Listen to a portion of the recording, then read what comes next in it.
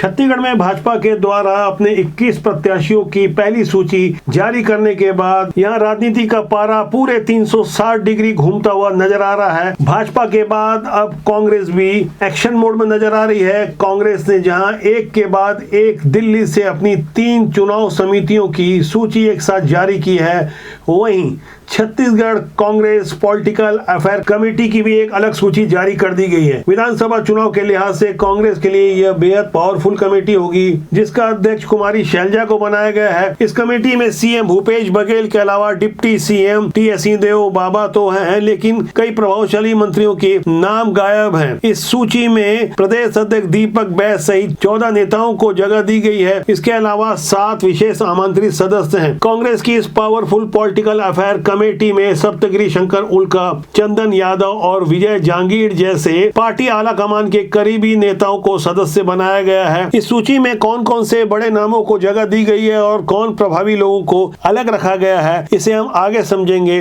इससे पहले हम दिल्ली से चलकर आई पार्टी आला कमान की ओर से 3 और चुनाव समितियों के बारे में समझने की कोशिश करते हैं, जिसे पार्टी के जनरल सेक्रेटरी के.सी. वेणुगोपाल ने जारी किया है। इन 3 सूचियों में घोषणा पत्र समिति की जिम्मेदारी मंत्री मोहम्मद अकबर को दी गई है। यहाँ गौर करने वाली बात है कि पिछले बार ये अहम जिम्मेदारी टी.एस. सिंहदेव बाबा को दी गई थी, जिस वजह से कांग्रेस को बम्पर जीत मिली थी। फिलहाल जो घोषणा पत्र समिति की नई लिस्ट जारी की गई है, उसमें 23 लोगों को शामिल किया गया है। इसी तरह इलेक्शन मैनेजमेंट कमेटी में शिव कुमार डहरिया को अध्यक्ष बनाया गया है। राम गोपाल अग्रवाल कन्वेयर की भूमिका में रहेंगे। इसमें 7 सदस्य शामिल हैं। इसी तरह अनुशासन साधने के लिए डिसिप्लिनरी एक्शन कमेटी में धनेन्द्र साहू को अध्यक्ष बनाया गया है। इस कमेटी में 9 सदस्यों को जगह दी गई है। इसके अलावा प्लानिंग एंड स्ट्रेटेजी कमेटी के लिए ताम्रध्वज साहू को अध्यक्ष की जिम्मेदारी दी गई है। इस लिस्ट में ताम्रध्वज साहू के अलावा 18 कांग्रेस नेताओं को जगह दी गई है। इसके अलावा कांग्रेस ने अपने 11 जिले के नए जिला अध्यक्षों की सूची भी जारी कर दी है। अब हम विधानसभा चुनाव के लिहाज से कांग्रेस की पॉलिटिकल अफेयर कमेटी के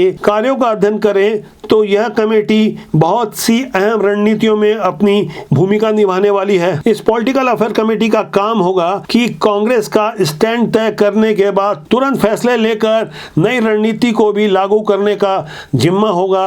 राज्य में घोषणा पत्र में कौन सी बातें शामिल हो सकती है, इसका सुझाव भी यही कमेटी देगी। इसके अलावा यदि किसी सीट में एंटी इनकम्बेंसी का फैक्टर ज्यादा प्रभावी है तो उसे कैसे दूर किया जाए, ऐन वक्त पर प्रत्याशी कैसे बदला जाए, इसके लिए पार्टी आला कमान को विश्वास में लेकर एक नई रणनीति को मैदान में यही पॉलिटिकल अफेयर कमेटी उतारेगी। हर सीट के हिसाब से चुनाव रणनीति और मुद्दों के हिसाब से सामने वाली पार्टी को कैसे काउंटर किया जाना है, इसका सुझाव भी यही पॉलिटिकल कमेटी देगी। कांग्रेस की चुनाव समिति में ज्यादातर नामों को रिपीट किया गया है। फर्क सिर्फ इतना है कि चुनाव समिति में सीएम, डिप्टी सीएम और 8 मंत्रियों को तो जगह मिली है, जिसमें 7 मंत्रियों को जगह नहीं मिली है। सबसे ज्यादा चर्चा इस बात की है कि आखिर इस कमेटी में मंत्री रुद्रगुरु को क्यों नहीं शामिल किया गया, जबकि ताम्रध्वज साहू, रविंद्र चौबे, मोहम्मद अकबर, अनिला भेड़िया, जय सिंह अग्रवाल, मोहन मरकाम और शिव डहरिया को तो जगह दी गई है। साथ ही पिछली लिस्ट की तरह महिला कांग्रेस, यूथ कांग्रेस, एनएसयूआई और सेवा दल के मुख्य संयोजक को इस कमेटी से जोड़ा गया है। पॉलिटिकल अफेयर कमेटी में मंत्री रुद्र कुमार को जगह नहीं मिलने को लेकर कांग्रेस के जानकारों का तर्क है कि गुरु रुद्र कुमार अनुसूचित जाति वर्ग से आते हैं और इस वर्ग से मंत्री शिव कुमार डहरिया को शामिल किया गया है। इसी तरह मंत्री अमरजीत भगत और मंत्री कवासी लखमा को भी जगह नहीं मिली है। इसके लिए जातिगत और भौगोलिक समीकरणों को भी ध्यान में रखा गया है। मंत्री अमरजीत भगत और कवासी लखमा अनुसूचित जनजाति वर्ग से आते हैं और मंत्री मोहन मरकाम और अनिला भेड़िया भी इसी वर्ग से आते हैं। इस तरह से